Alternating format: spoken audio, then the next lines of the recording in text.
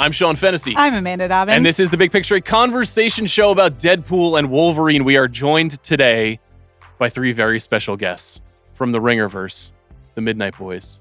The Midnight Boys. Van Lathan, Charles Holmes, Jomi Adeniran. What's up, guys? How are you? What's going on? Feeling great. Yeah, I'm feeling great. Are you guys nervous? Are you nervous about this podcast? No. And no. Wait, why should we be nervous? Would we be nervous? Well, is this going to be, whoa. Is this going to be a jumping? No. No. Are we getting jumped into the Big Picture set? Big homie Sean Fennessey. Bobby just came out with the chains. Yeah. You know It's what I'm coming saying? out. The fucking brass why would we knuckles. be What kind of nervous? what kind of hat do y'all wear in LA? Because every gang in LA has a hat. What kind of hat do y'all wear? Is it Baltimore for Big Picture? Like, what's the deal? I wear a cowboy hat on my own, but it's a white hat because I'm the hero Oh, of movie wow. podcasting. Wow, you're the villain of We got a movie villain on this podcasting? pod. Yeah, we do. Wow. I'm Black Glenn Powell. That's who I am. They used to call him Colin. Yeah. His name is Colin Powell. Yeah. Fan. We're doing this podcast because movies have been in a complicated state, especially franchise and comic book movies. You guys cover this very closely on the show. Our name has been in your mouth a few times. I've noticed. I'm an avid listener of the show. You've had some thoughts. And These I are thought fighting words, Sean. Some heat. What's going on? I thought, well, I'm a huge fan of the work that you guys do. I don't know if you can say the same about us, but I will say this feels like a critical moment in this project that the Big Picture's been doing for 7, almost 8 years. You guys have been doing. How long have you been doing the Midnight Boys now? 3? 3 years. Yeah, 3 years. 3 years. So Deadpool and Wolverine, the only Marvel movie that is being released this year, hugely anticipated. by 4/5 of this podcast. Yes, by 4/5. I don't know. That number might go up. We'll talk about the movie in depth. This will be a complete spoiler episode, and it will be a 2-part episode. The second half of this episode will appear on the Midnight Boys feed. So And we'll the have question our is, conversation. are you guys nervous to be on the Midnight Boys feed? Are you nervous? No. I mean, I was born in it, man. Like the thing that if longtime Molded listeners by of this it. show know that I love comic book movies if done well. I'm not averse to this frame at all. Like I love the conversations that you guys have. As Amanda knows, I was fucking pumped for Deadpool and Wolverine. I'm a little less pumped today than I was before I saw the film. Let's talk. Let's Tough. I know. Let's talk about I'd it. just like to say it's an honor to get to eventually be on the Midnight Boys feed. And this episode is on the Big Picture This episode, feed, that and we're then doing. the next episode. I'm just really excited. I haven't been asked, and I love everything that you do, but sometimes I also feel that my perspective is maybe lacking. So, I think we're fair. That's gonna. fair. Whenever we all come together, I think there's a lot of building and a lot of healing. So I'm looking forward to that. There's One not going to thing- be any healing on Yeah, this there's not gonna be episode. any healing. So before we get started, for anyone who's listening instead of watching, we are on 2 different sets. In a nod to health and safety, Mhm. and thank you to sending love to everyone who's not feeling that well. Shout out and- Steve. and Shout out can't be Joe. here. Yeah. I'm sorry And that now. Steve Allman, Um, the fourth member of the Midnight Boys, cannot be with us today. So we're recording from different sets, and you guys are on like the smallest table I've ever seen. Like I want people to understand the visual, which is like whatever that meme of like the inside the NBA table kept getting smaller, and then they made it Yeah. even smaller, and now Mhm. it's your table. So It's funny. you don't feel cramped. Charles looks No. very comfortable, actually. I'm chilling. I'm comfortable. It's funny because we've podcasted a couple of times without Steve. If Steve was here, it'd be even more. And a lot of the fans said that the last episode Oh that we my did God, All right, was the Dan, best bro, episode of the bro, Midnight can Boys. we that not we've Don't done. derail do the that. big pick already, Don't bro? do that. What? That's what they said. Don't kick Steve while We he's love down. you. We love Yeah. you, We love Steve. you. But That's chemistry. so crazy. Well, here's the thing. Not only is our table small, you guys have the bigger table. Your chairs also have lumbar support. What's going on? Yeah. We don't have Well, that out here. Yeah, Jomi, I need it at this point. I did also put in a special request for lumbar 100%. supports and Ooh. anything I have to do from now on. And we have you have to ask for what you want. That's what I'm know? saying. The Yeah, Midnight we Boys didn't aren't ask. beating the Well, this hate is- women allegations, Well, Jomi. I Good mean, job. we can move on because I could start a narrative. Okay. Mhm. Oh no! What is that narrative? Oh god! Okay. You're missing your white representative, so if you want to go at us, now Yeah, There you go. like with the way that it goes right now, I could start a narrative, but I don't think it's necessary because I think people know that we're a team here. Yeah. We're a team here at the Ringer, and COVID has made its decision. There have been no blacks from the Ringer that have gotten.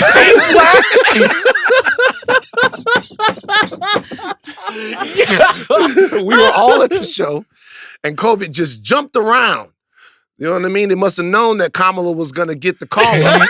Yeah, That's beautiful. absolutely. Are you auditioning for Fauci's job right now?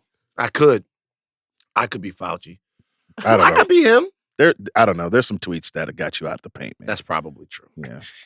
I'm going to do what we usually do on the show, which is I'm going to talk a little bit about the details of the movie, and then we're Sure, going to talk about our reaction. but you're not going to read the recap that you wrote at 11 p.m. last night. I will be reading it in full. Will you really? Yes, Wow. of course I'm going to. Ooh. Did you Ooh. guys see this stuff? Did I you did. look in this document? I did. I was Yeah. Jomi, what did really you think, worried. man? I'm I was prepared. really Oh, it's worried great. about Sean's, mental health. I need Like, you. because we got the email like at 11:30 or something. Yeah. And I was like, Sean, go to sleep. You got This a is kid. how I Like, live. This is the real me. You You- guys it are means seeing what something to you, Amanda is right? privy to every week. Yeah, Yeah. but I'm excited my for my last dramatic reading. I rehearsed it once. Sean, you must have been a joy in group projects in school. Well, Amanda and I were talking about this yesterday. Here's the thing. The work always gets done. Like, I don't fuck up. You know what I mean? Like, I don't like not show up one day. Like, I'm always here. Is it a little annoying? Yeah. I'm Yes. a little annoying. I'm a little bit of a control freak. But you know what?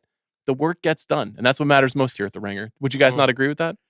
Yeah. That means I the can't most. just show up and say stuff, but I get it. Man wasn't feeling that shit at all. I didn't even look at it.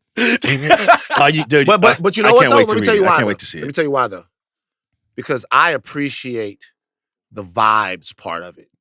Like I knew when I watched this movie, when I watched the movie, I could see the conversation that we were going to have. I could see it. And so I appreciate the fact that I just have to slip in and out of the conversation here a little bit more intently because I know the criticisms that are going to be abound from this film. Not just from the big pick / Midnight Boys, but from the average watcher, even the people who did like it. I could tell what they were going to say. Well, this is going to be a full spoiler episode, as will all of your episodes on the Midnight Boys when you Yeah. get into a movie like this. So, Amanda, do you want to read what I've written? I absolutely do, just so everyone else can understand kind of the mindset that we're bringing to the rest of this conversation. So this is directed by Sean Levy, written by this was quite a title card that they moved through very quickly. Ryan Reynolds, Rhett Reese, Paul Wernick, Zeb Wells, and Sean Levy, and starring a bunch of people. Okay, here we go. Story. Resigned to a career selling used cars and facing a loveless existence without purpose after a depressing birthday party and memories of being rejected by the Avengers and X-Men, Deadpool is summoned to the Time Variance Authority by Mr. Paradox, Matthew McFadden, a rogue TVA middle manager. In an attempt to stave off the elimination of his timeline, Earth 10,008, or is it 1008? How are we saying it in TVA style? I mean, it's really up to you. It's up just to you. personal preference. Okay, thanks so much. I feel welcome. That is his timeline that is about to be pruned. He steals the timeline teleportation device from Paradox and retrieves a downtrodden Wolverine from another random timeline and attempts to reinsert him as the pivotal figure in that reality. Instead, Paradox sends them both to the Void, a kind of repository for forgotten characters from the 20th Century Fox strain of Marvel storytelling. There, Deadpool and Wolverine fight to bloody but deathless ends.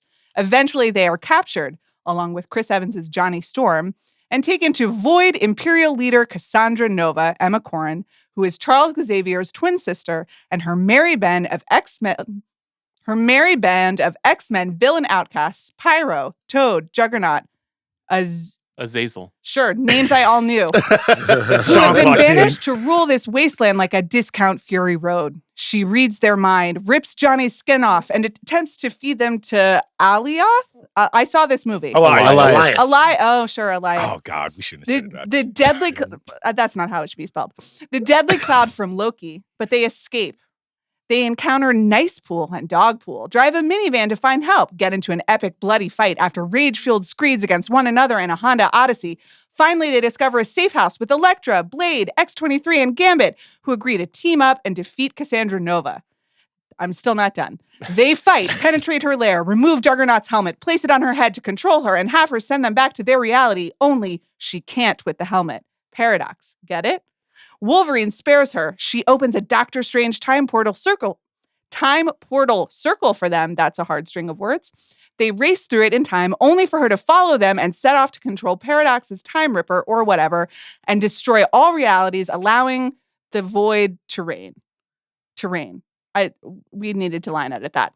Deadpool and Wolverine must team up to defeat all the stray timeline Deadpools and finally confront the Time Ripper by creating a current that will malfunction the machine per Paradox's 8th overly explanatory info dump of the film. They succeed. Logan decides to stay in this timeline, and they live happily ever after.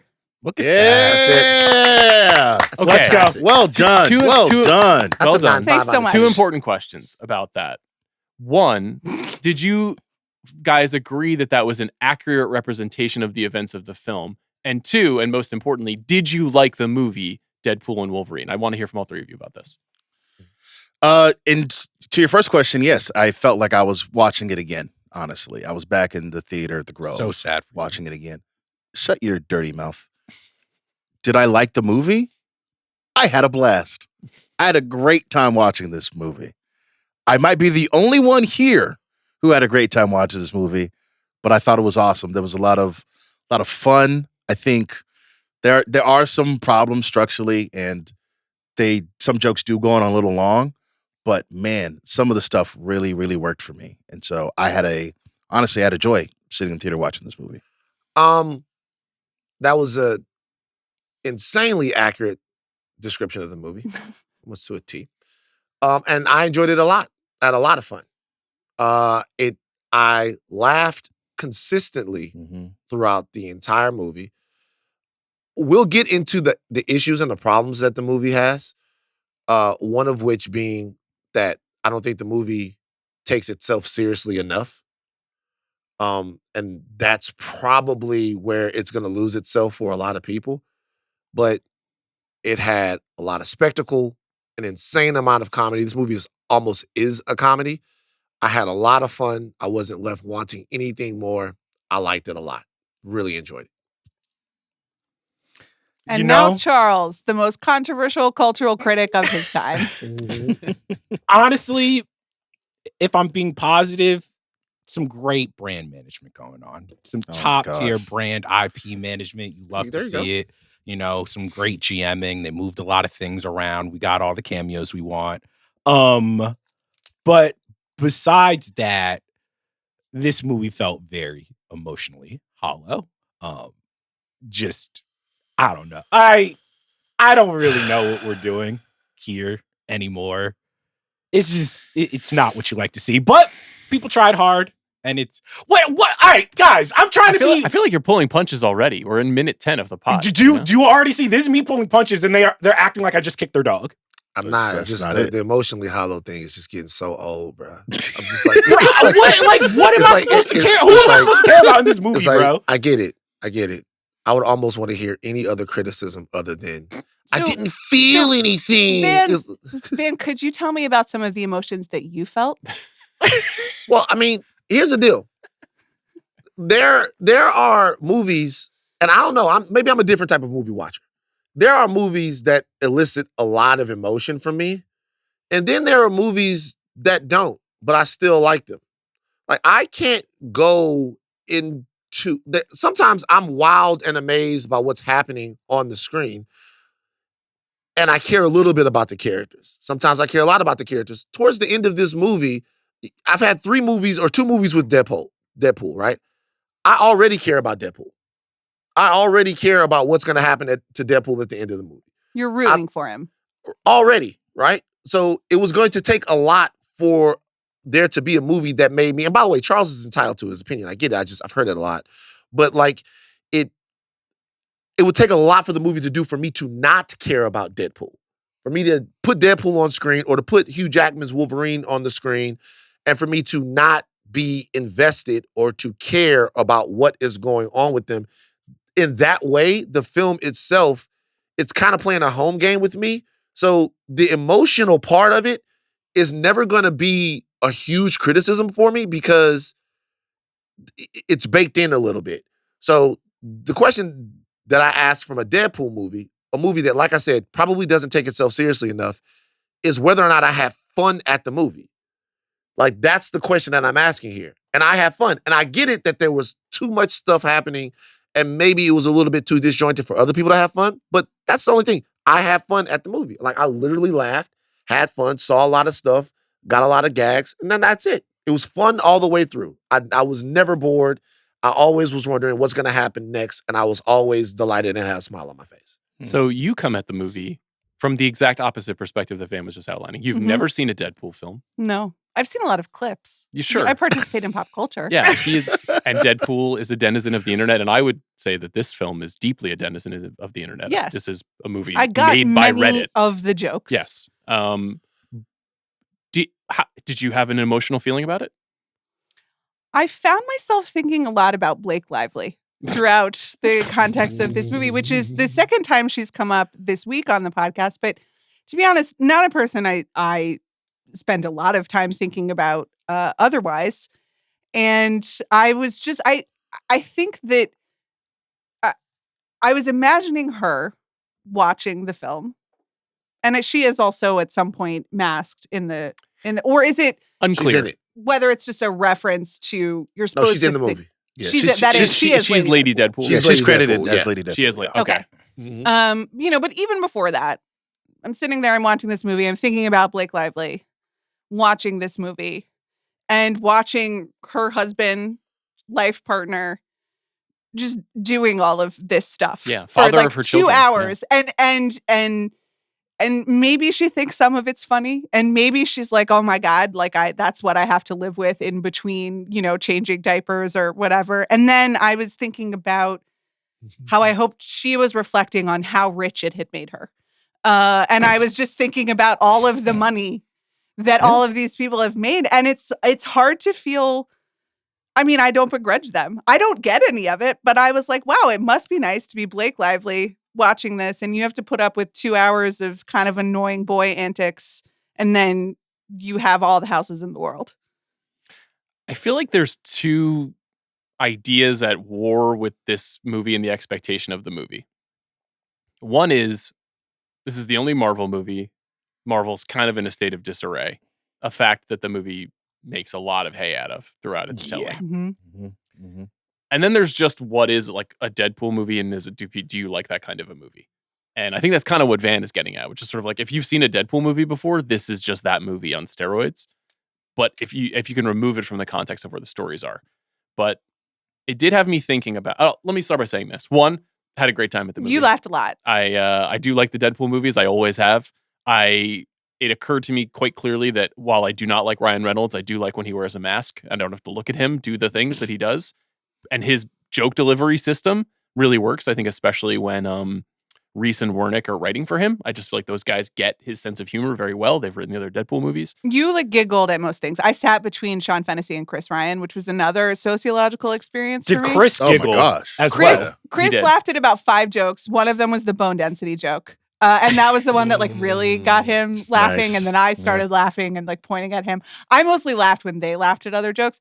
Sean had like a pretty just consistent low chuckle that would then like spout over usually like any boner jokes is like really, and the more creative the boner joke, the more Sean would like there are openly 207 giggle. bones in the human body, except when I see blank, and then there are 208. Like that sort of thing.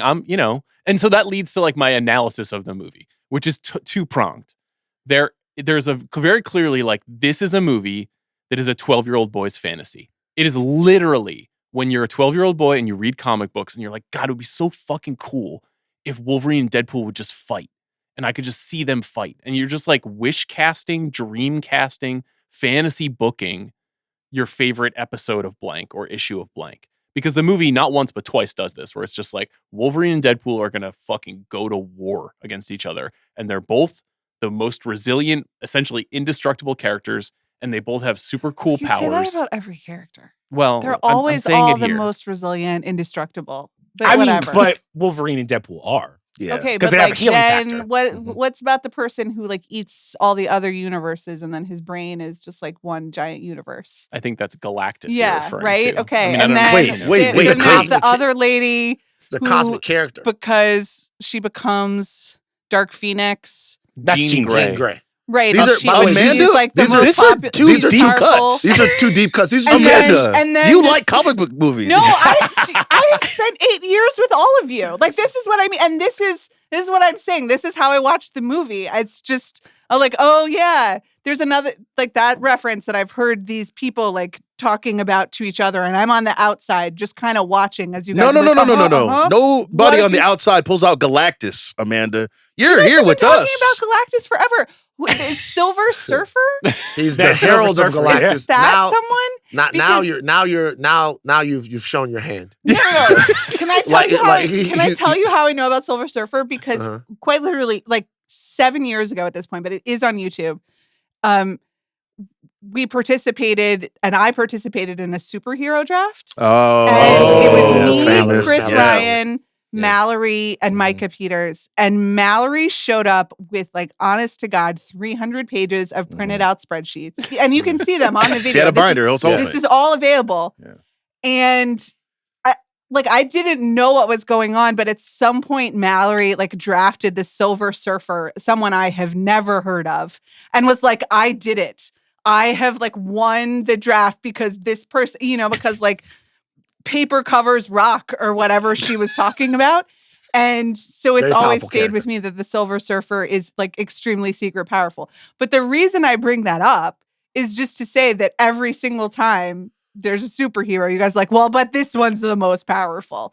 And Not that the most might have powerful, something the to most do with why resilient, I don't invest in the same way that other people do, because it does seem like the rules and stakes are always changing. Well, these guys they have super OP healing factors. So that's part of their thing, right? They're brawlers. Except for the nice one. What do you mean? Nice pool. Nice Nice Pool Pool. doesn't Nice have Pool. it. Nice Pool He doesn't have it. But Yeah.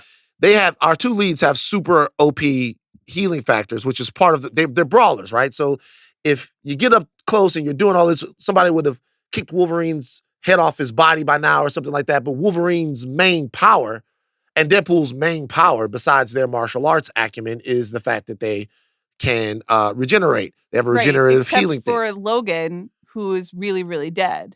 Well, Logan, so adamantium was put into his body and it poisoned him. And after poisoning him, it doesn't make them immortal. It extends their lifespan.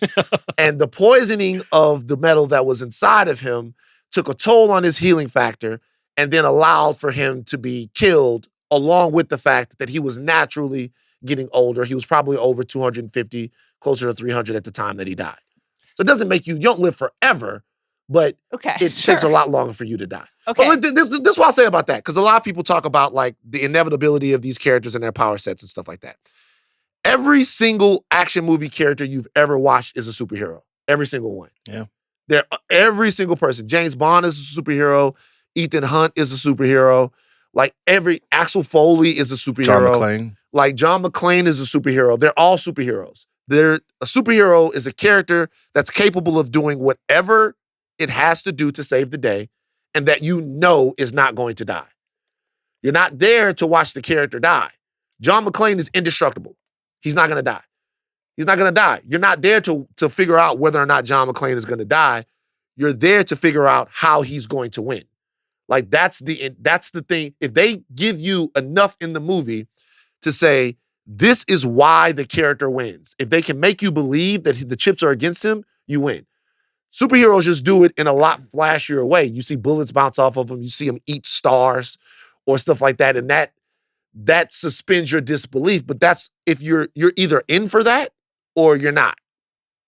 Like, you know what I mean? I agree. I agree to a point. I think, that is a very insightful and true theory. The problem is that the superheroes, once you introduce multiverse, reset all of those things every single time. So they win in some and lose in some, and this, and that is when the very straightforward and I think true stakes of what you're saying kind of get screwed around with so much that it's hard to keep up. That's really more a feature of the last 4 years of comic book storytelling, particularly. Very much this movie. This movie, it's an interesting version of that, though. I wonder if you guys had the same read on this, but my expectation was that this was going to be a movie that was going to attempt to undo a lot of that so that we could move on from multiversal storytelling with some like explicative way where it was like, actually the TVA has been destroyed or there's been some choice that has been made that this isn't the way that they're going to tell these stories anymore. And in fact, it's like actually a much more direct, let me see what I actually wrote down here, because what I wrote down is what I think it is. It's a full-blown literal fuck you to the multiverse Marvel era. It's like Spider-Man No Way Home for edgelords. Like, that's what this movie is. It's like, you are a loser for having lived through everything post-Endgame, and I am going to make fun of you on screen actively for sitting in the movie theater and thinking that this would do anything other than just mock that, which on the one hand, I'm on board with. Like, I think that version of self-awareness in my movie storytelling, I always find amusing, even though it's juvenile. On the other hand, it's so fucking rude to just be like, please, fanboys, come sit down and watch this. Also, you're an idiot, because that's what Deadpool is telling. Obviously, Deadpool is an idiot too, so it's self-reflexive. But the act of it is pretty galling in general. I was. That was the part of the movie that I bounced off the most, because I felt like the jokes in a vacuum, like making fun of the fact that the multiverse saga sucks, making fun of the fact that Hugh Jackman is coming into the MCU at such a low point. I'm like, those jokes only work to me if Deadpool and Wolverine bucks the trend of these multiversal stories, and it's better than. And I'm like, to me, this is similar to a Spider-Man No Way Home or a Multiverse of Madness. It's all kind of a similar story. And I walked away being like, having rewatched the first Deadpool after this one, I was like, oh, Deadpool to me is kind of like Venom. And that character works when it's a lot grittier, a lot smaller. Their world feels as violent as them. And this more so felt like Deadpool going into the MCU and the MCU getting their complicated shit on him, when Deadpool at his best is a very uncomplicated character to me. Yeah, I don't know if I disagree with Sean's point. I think it's a fair point, but I have the opposite read on it. Instead of being like an FU to the movies since Endgame, I thought it was a little bit of a love letter to the comic book movies before the MCU, right? You see all these characters like Elektra, like Blade. You know, we never saw a Gambit movie, but that was always planned. Johnny Storm. Let me tell you something. I am sitting here right now. No, hold on. I'm sitting here today because shout out to my mom. She took me to go watch Fantastic Four, the first one in 2005. Yeah. I rock with that movie. 4 or 5, something like that. Yeah, something like that. Johnny Storm was the first ever superhero I ever fell in love with. Seeing him on screen again, for me, that meant something to me, right? And so I'm watching this movie and I'm seeing all these characters that before 2008, like, were really just for us, right? For people who like know these characters, know these stories. Now, it's for everybody, and that's fine. Things grow, things evolve. But back then, you know, Blade, like, these things were for people who really niggery love this stuff. And I thought the movie did a pretty good job of being like, hey, all this stuff from the past that we've like literally forgotten about, remember our roots, remember where we started. This used to be all you had. Now we have all this. I thought the movie did a solid job of getting that message across. My biggest criticism of the movie, I wasn't really that moved by the obvious fun that the movie was poking at how much we care about this. Because the moment that you put Channing Tatum's Gambit in the movie. With that accent, too. Yeah, the moment that you put him in the movie is definitely making fun of you. Yeah. Because the movie is saying, y'all wanted this. Because he's not even trying to play Gambit in an actual way. He and, you know, being from South Louisiana, there were a couple of times I was like, hey, cool it. You know what I mean? I was like, hey, cool it. I know that guy. Like, cool it. He's a nice guy. My biggest criticism of the movie was I could see the limitations of the movie. And that's something that you don't want in a comic book movie.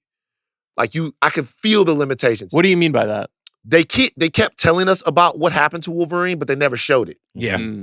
Yeah. So being that they never showed it, that tells me either they couldn't figure out how to get it in the script in a way that made sense, which shows a limit on their creative acumen, right? Or the strike and the production of the movie, because the movie it has more verbal exposition than any Marvel movie I've ever seen. It's crazy how many info dumps there are. Like it's not even close, right?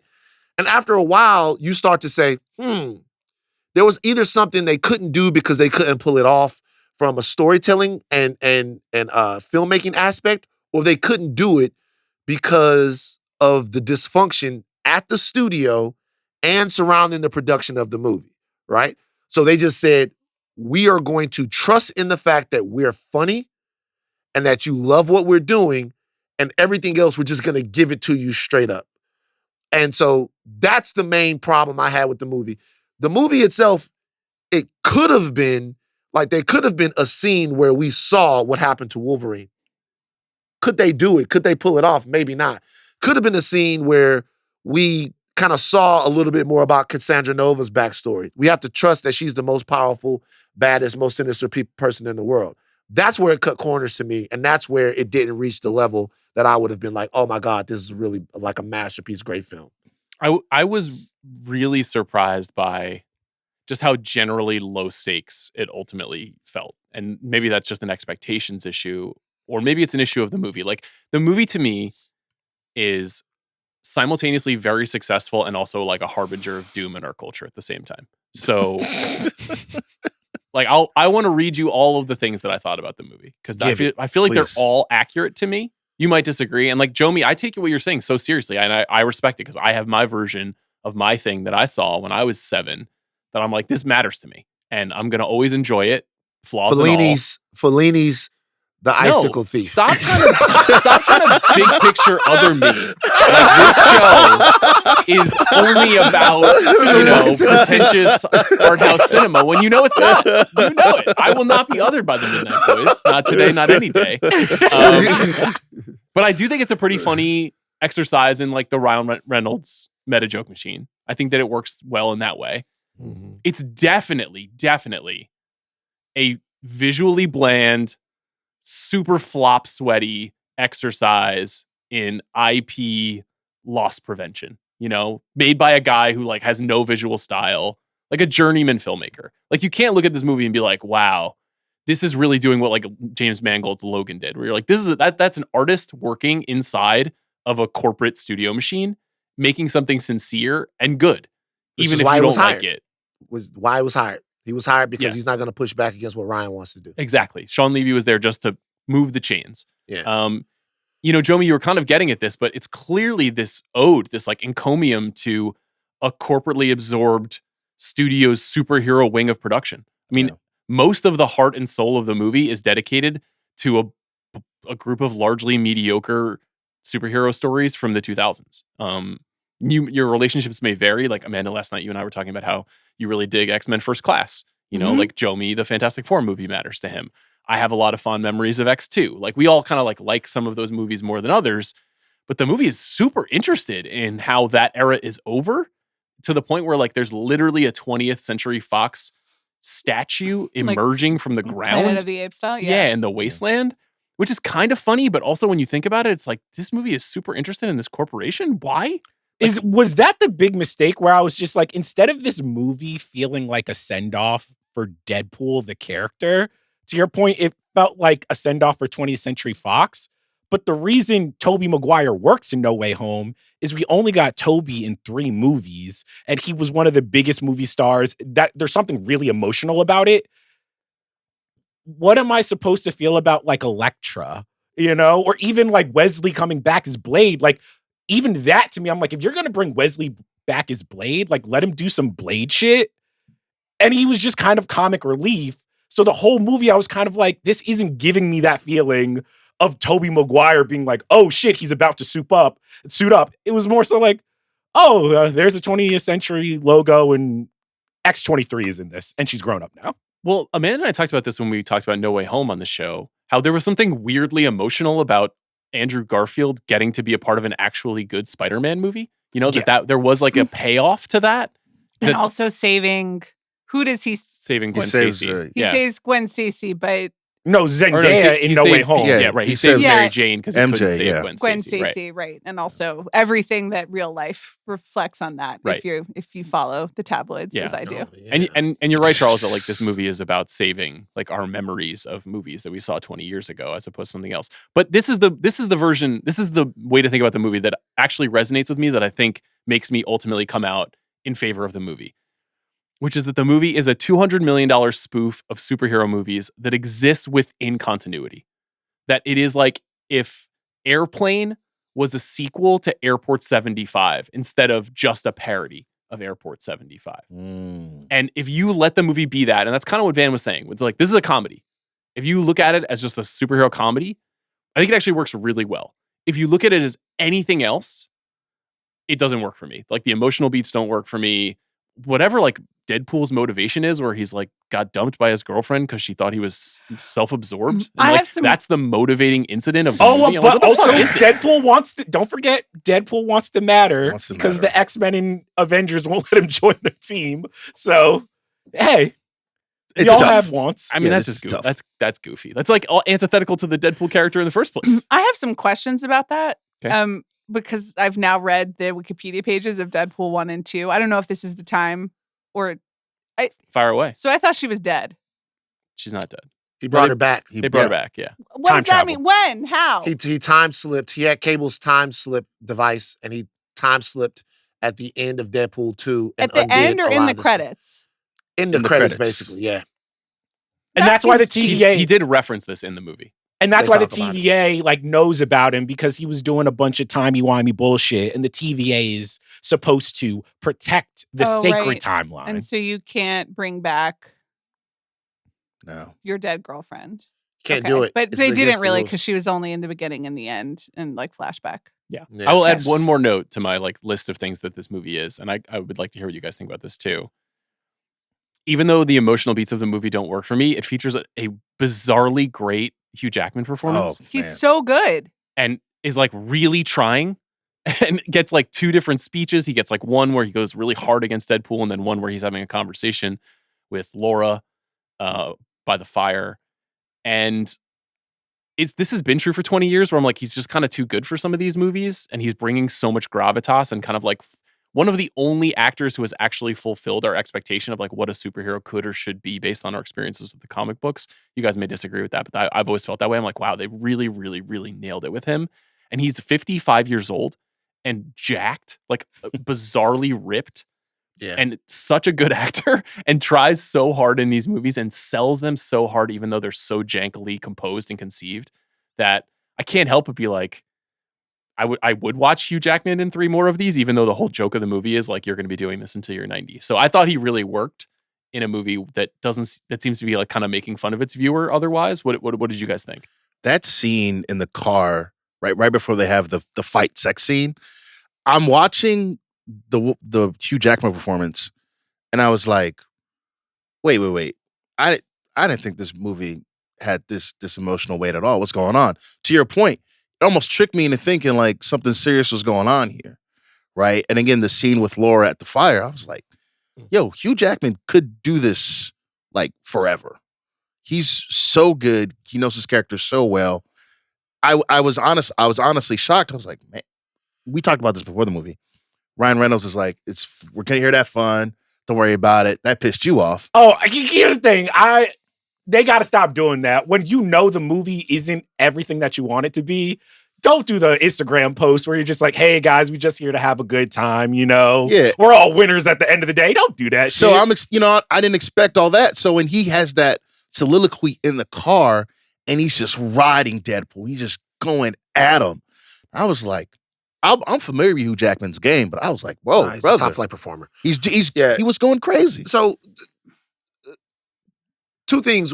One about the movie, that's something that the movie really does get right, is the gags in the movie. If you exist inside the world that the movie wants you to exist inside of, it executes a lot of things at a high level. The first scene in the movie is Deadpool digging up Wolverine's body from Logan and then fighting the TVA guys with it. That's so fucking sick. Like how like soundtrack by NSYNC. It's soundtrack, but it's disgusting. How do they even think about it? You have to be a sick bastard to like think of something like that. And that's the kind of thing I go, wow, we're about to have some fun. Secondly, is Hugh Jackman's performance in the movie is exemplary for another reason. I really believe it's a different Wolverine. Yeah.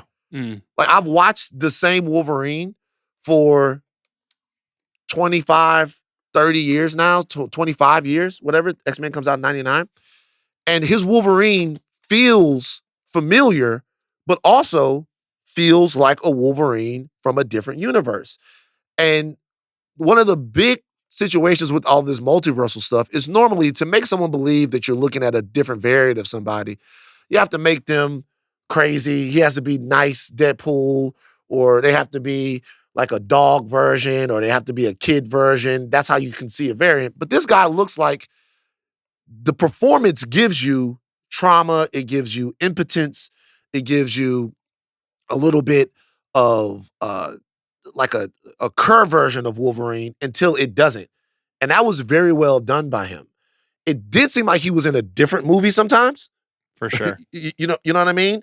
But in ways, Ryan got to make all of the jokes and Hugh had to movie the rest of the movie. And so he's done, but Hugh has done this. What was making me laugh is I'm like, they have asked Hugh Jackman to do this type of performance for these movies at least 3 or 4 times. Because there was X3 The Last Stand, when we're like, oh, I guess they're done with X-Men movies. Then there's Days of Future Past, where they have the whole thing where like Logan gets to reunite with all the X-Men. Then they had Logan, which was another send-off for him. So at this point, I do think Hugh Jackman is very, very good at being like, people love saying goodbye to me. But they didn't say goodbye in this movie, though. Yeah, but I think this was we're saying goodbye to the 20th Century Fox version of these characters. And I think a lot of what Hugh Jackman was supposed to do in this movie is like pat everybody on the back and be like, no, it's okay. Like, we love these movies too. This is a different time now. I disagree. It was going to be something I was going to ask you guys about, is sort of like, is this the end of something or not? No, I think I think it's the end of something insofar as obviously we know that version of the X-Men is gone. So that's the thing. But the movie being low stakes, to me, like even in the post-credits, I was expecting them to do something that spoke to the general timeline or the movie's involvement in the MCU. And they gave you another joke. Like the post-credit scene is another joke, and then it's a joke on you because you stayed here thinking that this was going to be our time to take this movie seriously in the grand scheme of things, but we just hit you with more of what it is that we do. The reason why I'm saying what I'm saying about Hugh Jackman is I don't think he knows yet whether or not he wants to be Wolverine in the multiverse saga. I don't think he's made his mind up yet whether or not he wanted to. We thought he had made his mind up. And I think the movie is a meta commentary on the fact that Hugh Jackman doesn't know whether or not he's finished with Wolverine. He could very easily play Wolverine in 2 more movies, or we could never see him as Wolverine again. Whereas in Logan, they actually said this is the last time you're going to see him. And the fact of the matter is he didn't really know. He's still hopped up on whatever he's hopped up on that lets him. Whoa. It's pure natty, bro. Like lets him look like how he looks. Natural, man. So I don't think he knows, and I don't think we know. What did you think of Hugh Jackman? What do you think of Hugh Jackman's involvement in this entire saga in general? I read a rumor that there was going to be a number from The Greatest Showman performed somewhere in this film. So I just spent the whole movie waiting for that. And I was like, okay, so when are we going to get The Greatest Showman? Was that a part of the leaks that they've been saying? They're like, we put out fake leaks. No. Well, it's on the soundtrack.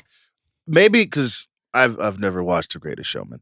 But wasn't it not the scene where they're jumping into the circle? Right? That it wasn't The Greatest Showman song? Yes, that is the song. It wasn't a performance. It was just a playing of the song. I thought I was going to get some razzmatazz from Hugh Jackman, because he has his many abilities. Well, I mean, there's a Music Man joke in the movie, and that was funny. I laughed at that one. Funny. Yeah. Without warming up. Yeah, that was really good. There's a lot of jokes like that in the movie where I was just like, that is very funny, and you can hate Deadpool, but you can't deny that that's good joke writing. Yeah. But the theory on Hugh Jackman for years has been that he agreed to continue to make these Wolverine movies because he just desperately wanted to make Les Mis and do the Music Man on stage and, make The Greatest Showman. And, he's just desperately been trying to be Gene Kelly, and that's where his heart lies. And he does this because this keeps him in the center of Hollywood. I think that's fine. I ultimately don't care if he continues to do it. It is weird that they are building an entire movie around his portrayal of Wolverine right before potentially having to find another Wolverine, which that's going to be tough. That's going to be really hard. I mean, another thing this movie is age. All these people are really old. Yeah. And I say that as a woman staring down 40, but they were all reunited, and I was like, I don't think anyone here is under 45. No. Shout out to Jennifer Garner though. It looks amazing. It's good. Jesus. Yeah. And by the way, I tried to start a cheer for Elektra in my no screening. one was going up for Elektra. I felt really bad. No. That was an interesting choice. One. Well, that movie is hot trash, and that's kind of the point. Excuse me, but Jennifer Garner has been through a lot, and she's still here, and she gets a joke about it too, which I also enjoyed. Very good joke. Yeah. And she's really good funny. on Instagram. Really funny. It was so funny. But even in that, there's a part of the movie assumes that. Yeah. Right? Like the movie, it assumes that. They're almost not making a movie for you. They're making a movie to where we're all winking at each other. Like, if you don't know that, that's not funny. And that's kind of part of the thing. Like, if you don't care about Gambit, if you don't know what the deal is, you'd be totally lost. Well, I didn't know who Gambit was, but I understood that he was doing a bad accent. And also I enjoyed the one thing about the close-up magic joke at Sean's expense, because Sean loves close-up magic so much. So but when you saw Gambit walk out, did you understand what the big deal was? Right. But then I was like, well, there's a purple floating card, and then here's Channing Tatum. And then very quickly, the story is that was his dream project. He and his producing partner. He wanted to be Gambit for years and years, and the movie was in development at Fox before the merger. And when they merged, that and many other X-Men projects died. Okay. And so this was a kind of wish fulfillment for him to get to play this character that he wanted to play for a long time. He walked out at Comicon. Like, he was on a panel at Comicon as Gambit. It was a big deal. Like, it was coming out, and it never happened. Okay. Well, which is very different to me than putting Elektra back in front of us, which is like a movie that no one cares about and has been memory hold. It's very cool that Jennifer Garner was, willing to have fun with it and self-aware about it. And I thought that sequence in general was, again, hard to pull off, and they pulled it off. But it did feel like a comedy. It didn't feel like a Marvel and also movie. a comedy for people our age. And I sat there thinking a lot about this is supposed to be like a 18-year-old boy's ideal time at the movies, and I'm like, does an 18-year-old boy know who any of the? I guess he knows who Blade is, but maybe not. These people are old. Are these? Does this matter? Well, I think that you lose the 4-quadrant ability with this movie, with the amount of cursing and crude stuff. I don't think. I think this movie is kind of playing the hits. I don't know if you're a regular MCU fan. I mean, these movies are around. People know about them. I don't want to take up too much oxygen from the boys, but what do y'all think? I mean, the one thing that was interesting to me is I think this is another multiversal movie that almost felt really, really small, because I was like, oh, they're going to be traveling, da-da-da-da-da. And to your 4-quadrant thing, I was like, they only really go from New York to the TVA to the Void, which is essentially a desert, and then back to the TVA in New York. And then all of the characters that are populated within it, they don't, to me, have kind of the same stickiness as your regular MCU hero. Like, if Tony Stark walked out, that's different. The closest they had was Chris Evans, Human Torch. And I don't know if they ever got there again, because even I think the best joke of the movie was when they had the joke about Wesley Snipes not liking Ryan Reynolds. And I'm like, Yeah, you have to know a lot of fucking movie backstory to know that Wesley was not fucking with Ryan Reynolds on the set of that Blade movie. And I was like, would a 15-year-old get half these jokes? Were they even alive for this? This is another like layer that Deadpool was originally in a Blade. Was it a Blade movie or a Wolverine? No, movie? No, it's X-Men. It was X-Men Wolverine Origins. Wolverine. God, Right. But Ryan Reynolds Okay. played in Blade 3, in Blade Trinity. Ryan Reynolds was in the movie. Yeah. A different character. Different character. Yes. So it's like there's all this stuff that if you know this stuff, it's more amusing. Sure. But it is really like narrow casting. Let me tell you something. I didn't know that anecdote, but watching the movie, I understood that there were things going on that were going over my head. To speak to Van's point, and I say this with like a lot of love and support for you guys. This is not a 4-quadrant movie. This is the most closed of systems in the Succession way. Yeah. And that's okay. Like I found this to be like a fascinating sociological case study.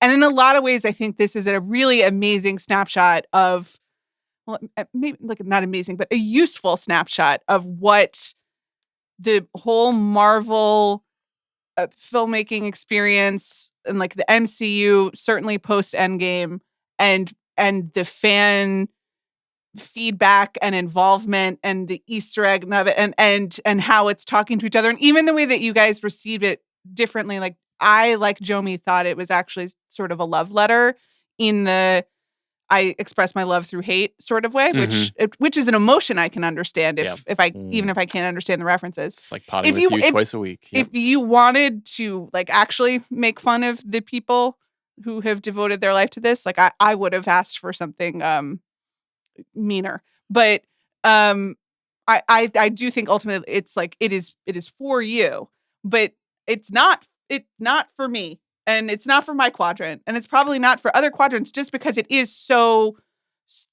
self-referential. And I walked away being like, well, if you guys had a good time, like if you liked the jokes and felt like, you know, we've all been on this road together for however many movies and now we can all, you know, laugh about it together.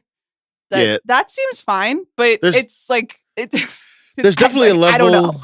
There's definitely a level of if you get it, you get it. Yeah. You're gonna sit. You're gonna enjoy it. Again, for me, I'm sure for Van, maybe Charles. Charles, you don't like these movies very much. Whoa, so. I like these movies. Okay, I just don't like the not great ones. See, I didn't laugh one. Like Joey was sitting next to me, I didn't laugh. Laugh once. That's actually amazing. I even laughed 3 times. It got to a point where I was just like, okay. Charles is over it, guys. Yes. I'm not over it. No. I just got. We can't. No. We can't do this. We can't do this. We can't have this conversation again. We can't. I'm not over have this it. conversation. I'm not over it. It's okay. It's okay. Charles is over it. Right? No, I'm not. It's like I like House of the Dragon. That's not the same. That's not the same stuff. How's that not the same? It's not super. I like Dune. No. You guys. It is an. I've heard you guys have this conversation many times. You don't have to have it again, but it's an important conversation in the context of this movie because this movie represents superhero storytelling in 2024 more than anything else. And I think what Amanda put her finger on is that they're narrowing the target. And they've been narrowing the target ever since basically making one of the 10 biggest movies of all time. It's been inadvertent. That was not the purpose. I don't think they were. So there's 2 things that I actually believe. One is that they're running out of good ideas. That's just a fact. Okay? They're running out of good ideas. With the set that they have, I do think that the X-Men Fantastic Four thing will just completely reset, and that we've been kind of like keeping our powder dry. Like that's part of the reason why I've been annoyed the last 4 years. I'm just like, stop trying to tell me that this matters when I know none of this shit is going to matter to the story that you really want to tell. It's like, and this is another thing that's interesting about particularly the superhero stuff is we're so in the weeds in this. We understand the limitations of like what it is that they can do. So the reason why I said they were running out of good ideas with the X-Men Fantastic Four stuff, they didn't know that they could do that. Like they were flying the plane when the Fox takeover happened, and then they had to course correct. They were literally trying to dump all of the equity that they had built up for 10 or 15 years into Shang-Chi, into Eternals. Wakanda without Chadwick. into the Eternals, into Moon Knight, into all of that stuff. Not the same landscape, kind of didn't work. I'll just be honest with you. Like, just kind of didn't work. Yeah. Stuff was decent to good, but never great, right? And now they got all their big toys to play with again, and they're trying to figure out how to re-roll those things out, how to give those things back to you. One of the most interesting lines in the movie to me told me how self-contained this movie is and made me wonder how much Feige was actually involved in this movie, which I don't think he was very involved at all, right? Like, they are speeding somewhere. I can't remember the character that they're talking about, but they go, there's been like 5 of this character, right? And then Wesley Snipes very earnestly says, there's only one Blade.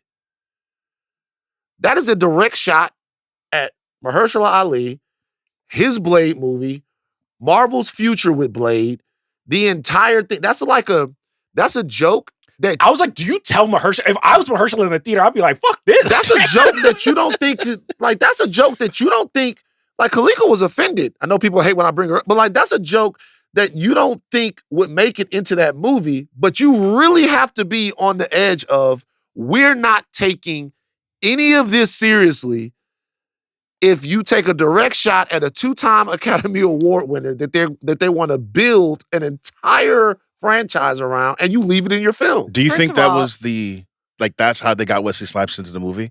Was like, I'll do it, but I gotta let everybody know I'm the OG. I'm not sure, but I was surprised that got in there. I'll be honest with you. I'm gonna say, first of all, fuck anyone who doesn't want to hear from Kalika. I was thinking the same thing. Fuck that is what I have to say. And then number 2, that was one of 2 jokes in our screening where people were like, ooh, where it was like it had crossed some sort of like omerta line with all of this like predominantly male audience. I was like, I spent a lot of time surveying the scene, and that was a lot of dudes. I think the other one was about Hugh Jackman post-divorce, his not divorce, being, like, quite in shape. Yeah, and people were like, "Oh, that's not okay." But every single other like deeply insulting thing that was said about the MCU, 20th Century Fox, Ben Affleck, I was there, and I guess people's penises. Everyone was like, "This is great." So those are the 2 lines for our audience: were Mahershala and Hugh Jackman's divorce. I don't know what to make of that. That is definitely true what you said. I guess that there is an imaginary line that can't be crossed, and there's no line. No, there's no. But typically though, you don't see. Typically, jokes like that they're like under. They exist like under. Okay, like I'll give you an example. Axel Foley, the Axel F movie came out, right? And Joseph Gordon-Levitt is talking to Axel Foley in the movie, and he goes, "You were here in 84, you were here in 87, you came back in 94, wasn't your best moment, and then you move on." And everybody kind of gets the joke that Beverly Hills Cop 3 sucked, and they're referencing this. Like, to have that guy who really Blade started the modern superhero movie run, right? And it's Wesley fucking Snipes. Like, that's when I knew that the movie wasn't, that it just didn't care. It's not a movie that cares about its existence inside the MCU, because what you don't see, which I've never seen, is MCU movies taking shots at each other.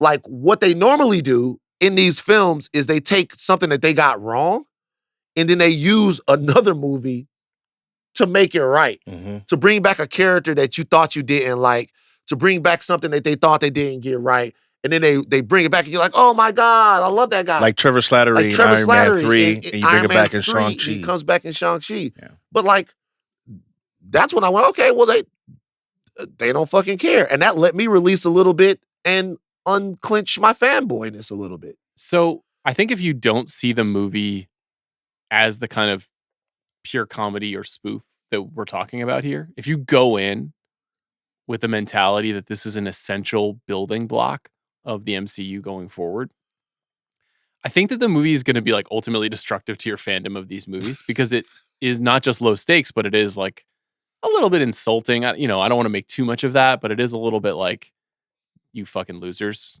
spending all your time thinking about this stuff, because what we can do is we can just put Blade back in it and say I'm the only Blade. I'm so confused by the way that this is playing out, in part because this was supposed to be, and I guess could still be, the biggest movie of the summer, but I had the same reaction that Amanda does, where I was like, will 14 women see this movie? Like, this is the most boys stabbing each other, saying the F word movie ever? Like, is it possibly the most juvenile dudes doing dumb shit movie, like at the grandest scale with the biggest budget that's ever happened? And of course, I know that there are a lot of women who like Marvel and the MCU, and I'm not trying to, I don't want to negotiate that point. But in general, when you're talking about like audiences for these movies, like, is it just for the Midnight Boys and Sean? Like, who else is this movie for? I mean, I think the MCU kind of has an Infinity War Endgame problem now, where I think that like No Way Home, Multiverse of Madness, Deadpool and Wolverine were kind of pitched as like, we're kind of doing something similar. You're going to see a lot of heroes together you never have or whatever. But I think what people forget about Infinity War and Endgame, those movies made so much money, not only because they were the end of something, but they did have these emotional stakes where you're just like, oh, Peter died. They got snapped away. I'm tearing up in the theater. What is happening when all the heroes are coming out of the circle in Endgame and they're all together and they're teaming up and Cap is saying Avengers Assemble? You're just like, I've been waiting my entire life for this. And you want to see it again. And you're just like, it feels like you're on a roller coaster ride. With Deadpool and Wolverine, I did feel like with a lot of the cameos, because they were kind of taking the piss out of the experiment, I was like, okay, got it. Don't need to see this until it comes on Disney Plus again. And that's the miscalculation, I think. Even more so, does that mean you can't have another Endgame moment again because a movie like this is like actively mocking it? Now, I did think the Johnny Storm joke was super funny, where Deadpool like wanted him to say Avengers Assemble and he flamed on. Like, that was, I thought that was a great moment. But it, in a way, it like takes away the opportunity to ever see Captain America again in some way. Maybe I'm overthinking that a little bit, but no, I feel you could. To your point though about like this movie and the audience, it is tough because we've said it a bunch of times. It's kind of juvenile, right? It's very much like, lowbrow humor at some points, but the crux of it, like the Blade, the Electras, that's kids. Like, my brother's 21 years old. He's not gonna get Electra. He's not gonna get Blade. Right? He's for sure not going to get Gambit, right? All these references, again, from the early 2000s, these are people, 20, like 28, nearing 30, right? Younger people aren't really going to watch it. That's where we are.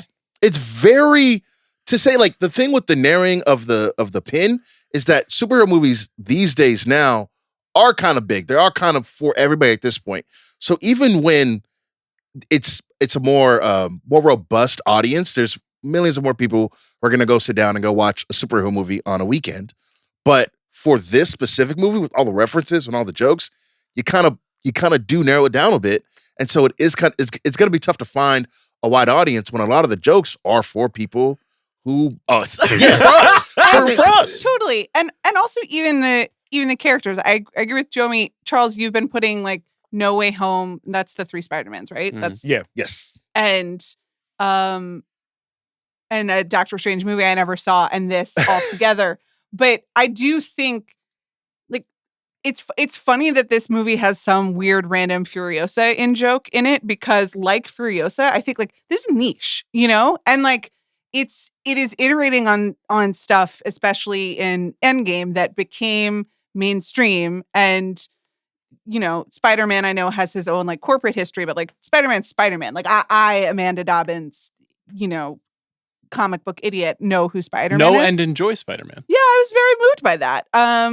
Like I said, and I even know the meme, but some of it is just like, these characters aren't as well known. Like, these characters don't have as broad a reach as some of the other ones, and they haven't, put in the whatever 15 years of work that they did the first time around with Iron Man. And I mean, even Iron Man is like more niche than Batman. So you know what I'm saying? Like, there still is a hierarchy to these things, and at some point, you're just playing in like a slightly smaller pond. Well, I will say this. We're right on the line of overstating this, and let me tell you why I think. 2 things. One, Deadpool's kind of always been this way. Yeah. I remember specific jokes, like in Deadpool 2, he's talking about Cable. He's like, Cable, and he says, he's like 5'9", but he's much bigger in the comic books. Like, that's a joke that if you understand what Cable looks like in the comic books, and then you understand how tall Josh Brolin is and how he looks, either you laugh at that or you don't, right? And then there's always been jokes in Deadpool. They're dragging him away and they're like, we have to take you to see the professor in the first Deadpool movie. And Deadpool goes, which one, Stewart or McAvoy? The timelines are confusing. But I don't think those movies had all of the MCU stuff. I get it. I get it. But what I'm saying right now is that a part of what draws people out, a part of why this movie is a movie it's the third movie in two other movies that made $800 million. Yeah. So there's a familiarity for people that are coming to a third Deadpool movie of what Deadpool thinks is funny and how Deadpool like navigates his world and how he captains, really not navigates, how he captains his world. There might be some jokes that you miss, but this isn't anything new. This isn't new territory in a Deadpool movie.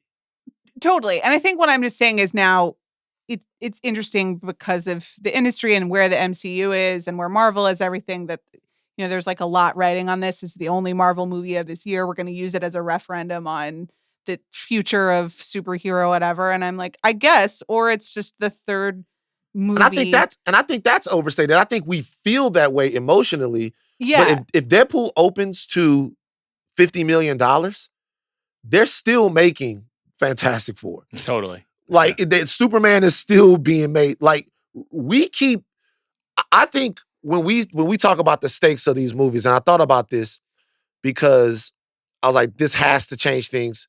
The movie actually treaded water for the entire conversation.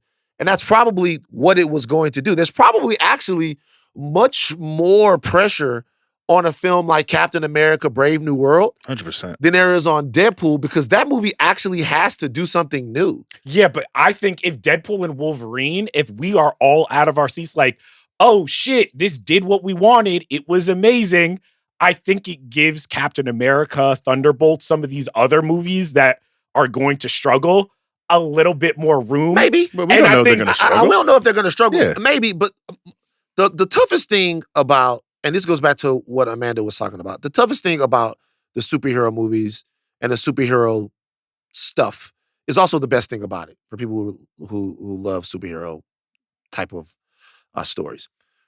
The best thing about them is that they never change, and the toughest thing about them is that they never change. Like, that's the best thing. You come back to it because you're familiar with how the storytelling goes and what the storytelling does and all of that stuff. But at the same time, you grow, and the characters, for how they work and how they kind of stay static. Yeah. That's the Superman problem. The Superman problem is that it's a character that was really invented for 1955, 1960, 1938, 1940, and we're not there anymore. Mm-hmm. So the thing that the MCU started off as a collection of movies about comic book characters. Now the MCU is a comic book. Like, it is one. Yeah. And people are reading it and reading it and reading it. Man, some of these stories, if you read comic books, some of the crazy shit that they have to do in these stories, by the time you get to Hickman, and it's a multiple man in every galaxy, and there are incursions happening, and people die, and then Doom gets the power of the Galactus Beyonders. is there. And I'm about to say, Amanda's locked in. She knows. You know what I'm saying? It's like by the time you get to that, they have to do so much to tell you a story that's different than a story you got in 75, 85, 95, and 2005. And the stakes just keep going up. There is a moment where audiences are going to look at this stuff and they're going to go, we just don't buy it. Yeah. I don't think we're there yet, but there is a time where that's probably going to happen. I mean, isn't this going to be the biggest opening for an R-rated movie? So I think that. Yeah, I mean, the movie's going to make a shit ton of money. I'm very curious what like the third week of box office is. This is really kind of where my head's at with that sort of thing. Like, the first movie cost $60 million. It made $780 million. The second movie cost $110 million. It made $735 million. This movie cost $250 million. It's going to have a huge opening weekend. There's no doubt about it. Crazy pre-sales, lots of hype. the reviews already from like people who care about these movies are mostly positive. It's more like basically the normies that got drawn into the Endgame saga. Yeah. The Sure. Infinity Gauntlet Mm-hmm. saga. Like they're just going to be like, what the fuck is this? Like it's so alienating for them. And that is really interesting. Like that is really what I mean by the narrowing of the target. Maybe it will still get to $1 billion or whatever. I ultimately don't care. I do think it's an interesting. We keep circling back to it on the big picture because these movies so dominated not just the box office culture, but like honestly how I was scheduling, like managing the show, where it was like 4 times a year, maybe even 6 or 7 if there was a big DC movies.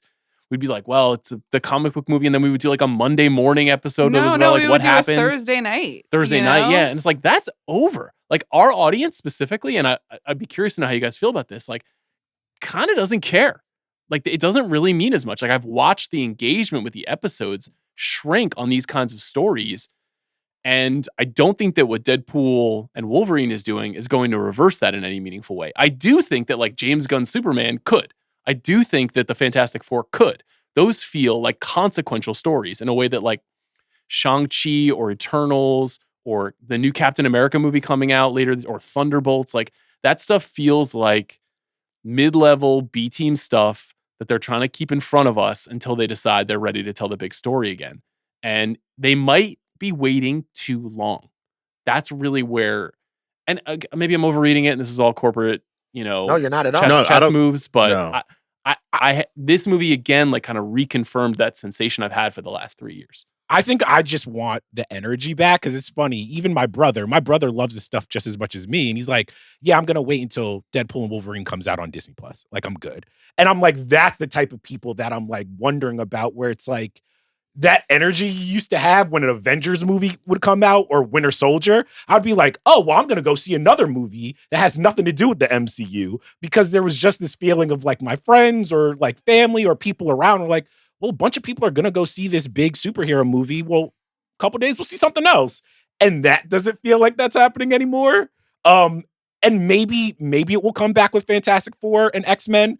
But like X-Men is what at this point not coming out until probably like 2028. So we could find out this weekend. Yeah. But I mean, we talked specifically is about the Comicon this weekend? Comicon, Yes. Are you guys going? Yeah, we'll be there. Mhm. If everybody's Really? healthy. I don't Yeah. know whether you're being sarcastic right now. Are No, you we're going? really going. Yeah, we're really going. We're really Oh, going. that's so exciting. If What are you health wearing? permits, if health permits, If health we'll permits, be we'll there. What are you definitely go. wearing? Regular Probably clothes. all My black. regular No No clothes? cowboy hat. costumes? No Amanda, let costumes. me tell you Hell something. no. Let me tell you something. That's not how we get down over here. Also, Midnight Boys. just to be honest with you, there's not as many options for the black males. For a long This is time, true. we would go to Comicon and everybody was either Blade or Nick Fury. Right. You know? Yeah. You know what I mean? It's not as or now it's Miles Morales. Like, I Miles don't want Morales. Miles Morales. Man. you know. I like Miles, but But if I'll be you going if, as Lady Deadpool. Yeah, but There you it go. doesn't just have to be MCU, right? Like you this could be somebody else. It could be Mr. Terrific. and you've people could obviously look at never you listened like, to the what Black the fuck are superhero you? drafts, Amanda. You know, Oh, you You could run be out Mace of Windu. characters really quick. I could go as Lucius I mean, from The Dark Knight. That's but I mean, my Shout out understanding Jory is that LaForge Comic Con, and like Steve Ballman. you could go as like it's a wide range of topics. It's not just superheroes, right?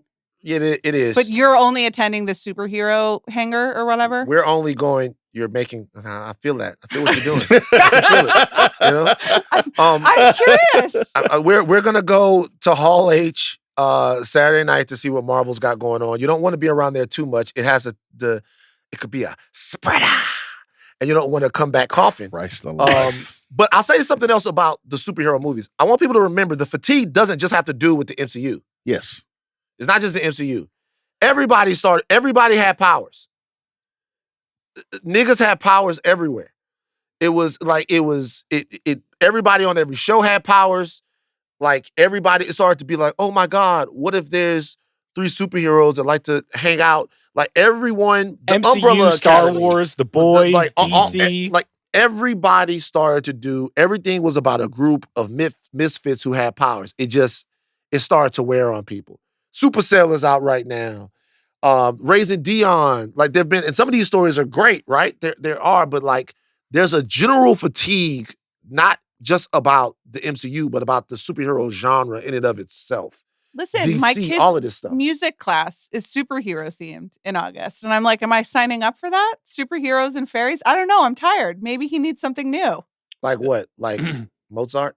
Well, there we go. That's a great idea. Would you like to lead the Mozart class? Like, I mean, he's a little boy. Let him get into the superheroes, I man. don't know. What is going on Of here? course, I agree with that. Yeah, I'm saying I Team Van. too have fatigue. I thought twice about the theme of this music class. Well, We need something new. This is related to something else that we've been talking about on the show for the last couple of years, which is I see the success of a movie like Twisters as very notable. Because that's a movie that, even though it is ostensibly a legacy sequel to a movie that came out 30 years ago, you don't even really need to have seen Twister to enjoy Twisters, full stop. And the no homework era of movie loving seems very strong right now. And this movie is antithetical to that. This movie it's not just did you see all the movies made since 2003. It's did you read the online articles about movies that were going to be made but didn't happen because of corporate mergers. Do you know the personal lives of the people involved? Yes. Yeah. Yes, I do. I mean, we the do. irony And is for that- us, it's great. Like I liked Deadpool and Wolverine. I'm going to say that one more time. Like I had fun. I have no feeling pro or con. Like I don't have a negative feeling. I'm just like this was an interesting thing to experience. But you didn't do 80% of the homework, and so like you could enjoy some of the jokes. But I know I got the 20th Century Fox stuff. Yeah. I'm not trying to denigrate you. I did think that Chris Evans was Captain America for a while, and then I noticed the 4, and I was like, oh, interesting. Was he in another superhero movie? Oh my god, That's an example of what I'm talking about. A lot of people are going to feel that way. Let me tell you what else I thought. I was like, oh, damn, they got Chris Evans back. Like, they got a real one, all respect to Hugh Jackman and everyone else. But I was like, when he showed up on the screen, I was like, oh, this is what this feels like. And you guys gave it away. So that's tough. And again, maybe this is just me, how I feel about like the meta commentary, the cameos, whole thing. That scene happens, and then he dies, and Ryan Reynolds was like, "Oh, thank God, he was doing to the budget." That's funny. I got that joke too. That was funny. That stuff but also works. then the super charismatic superhero Cap, who was playing a totally different superhero who I'd never heard of, disappears from the movie. You've never heard of the Human Torch? I have heard about the Fantastic Four, and they're redoing it, and Ebon Moss-Backrack is going to be one of them. Is that Don't right? even worry about it. Amanda. So hold on. Wait, no, wait. Just real Give me one quick, second. Give me one second. So someone, I'm just, because now I feel like the weirdo. So guy says flame on, turns into all fire, and then flies around. You've never seen that guy. I mean, it feels like something that happens in The Incredibles. Okay. Right? I mean, The Incredibles are close to the Fantastic Four. We can't get mad. Right? Amanda, Doesn't someone light on fire and fly? Like, what's that guy's? What's the evil guy? Syndrome? Syndrome, yeah. Syndrome is definitely not does it. fire. Yeah, I've seen people like Fun fact: the Incredibles was released 1 year before Tim Story's The Fantastic Four. It was. Amanda, you go on Hulu right now or Disney Plus. Don't. Fantastic Four. It's right there, 2005. Okay, one of our greatest treasures. Let's wrap it up. In superhero movie making. Don't listen to anybody else but me. Jomi, I'm the expert. That's not. Don't say that. On I'm the expert. I like the movie, but let me tell you something. I'll give you something else. Amanda, this is the movie where Jessica Alba met Cash Warren. Oh, interesting. Thank you. And that had a really big yes. influence and consequence on how we bathe and feed our children. So that's really important. That's real. You guys know about the Honest Company? Respect to Honest. Honest, yeah. No, I don't know. Please, I know about the company that she has, but yeah. Use But the I products? mean, those diapers and pouches are real. Who is playing the Human Torch in the new Fantastic Four? Stranger Things guy. Joseph Quinn. Yeah, Joseph Quinn from Joseph A Quiet Quinn. Place, day one. Oh, that guy? Yes. Oh, Tough. okay. That's That's not a ringing endorsement. That's not a strong. I mean, look, you're not fucking with him. it was what Extremely it's rude. Let me Chris tell you something. Evans. He's no Chris Evans. He's also one of the leaders in Gladiator 2. Well, Chris Evans wasn't Chris he's Evans one in of, like, Fantastic the- Four either. I That's saw the fine. vision. And by the way, just to let you know, everybody's doing this. Gladiator 2 is coming out, and it's ridiculous to make a sequel to it. But Gladiator 2... It's ridiculous to make a sequel to that movie. It's absurd, right? But Gladiator 2, Twisters, and Top Gun Maverick are all the same flavor. Yeah, I get it. they're a different version of this thing that we're talking about. They have market corrected the superhero industrial complex. I'm not saying it's permanent. I'm not saying Gladiator 2 is going to be good. I don't even know. I hope it is. But for whatever reason, in a mass cultural level, something changed. And watching this movie that I liked, I was like, wow, it is different now. It is like, it's not that it's over. It's just like, it's back in your little corner. it is back in the, it is. And that's it's fine. back And to I'm when I was happy- reading Wizard magazine at 14 years old. Yeah. It's and like, not back there, but it's not where it was. The Wizard magazine era, Sean, we didn't have nothing. we like the didn't, Wizard- but it we felt had, all, more all like, we had was Lois and Clark. but And we it might did- be back to 2005, and we're not in 2015. But Lois and Clark, I watched that. But this I did. That was I a good watched show. it. Yeah. Very good show. With Terry Hatcher. Hatcher, Yeah. yeah. And Yeah. what was that guy? Speaking Dean of Cain. Flame On. Dean But Cain. he's a Republican now, right? Or maybe he was at the Dean time. Cain, yes, but memorably lampooning himself in The Curse. I don't know if y'all watch The Curse. The reason I make the Wizard reference, though, and maybe only Van gets this because of our ages, but, back then, it felt like you were in a secret club. And if You you were. came upon somebody who knew the same shit as you were like, wow, we are fucking best friends. We're pals. Don't Yeah. matter. Well, And- I mean, that seems like a beautiful way to end this. But- you have friends, but, well, of we're course. separated by screens, but together. And we want to let them Do cook you on their wanna- episode. do I you don't want wanna to eat go up too much of Comicon this. with them? I'll babysit. I've never been. I'll babysit Alex. I We will might not have get an extra COVID at ticket. Comic-Con. Yeah, we might have. Yeah, We might have an we extra probably have spot. extra You ticket. have know one what? for The white resident men? Is white that boy. what We you need a mean? white boy. and We need a white boy. and Sean's birthday this weekend. That's true. Oh! I think this podcast is coming out on Sean's birthday, so you guys should Happy throw birthday. Happy birthday, Sean. Thank What you. you trying to get rollicking into? birthday party at Comicon in Hall H. I can't go, unfortunately, because I'm getting on a plane on Saturday. But I appreciate that you would welcome me as the Steve Allman stand-in. I want to say thank you to you guys for coming on this episode. I look forward to Thank you for having us. joining you. I mean, the Midnight Boys is one of my favorite pods on the Ringer Podcast Network or any podcast network. Amanda, you feel good about this? Sure.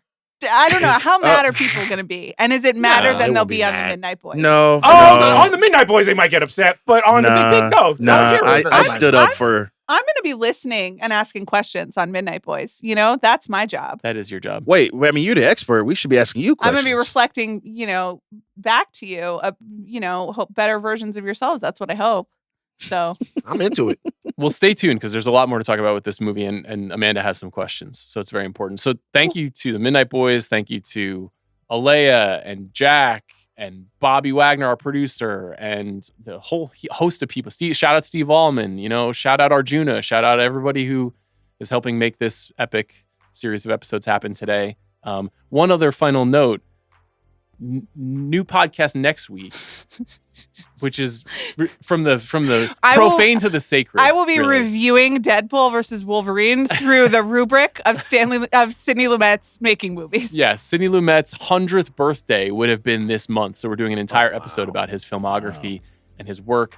I hope you'll tune in for that. But in the meantime, check out part 2 of our conversation with the Midnight Boys over on their feed right now.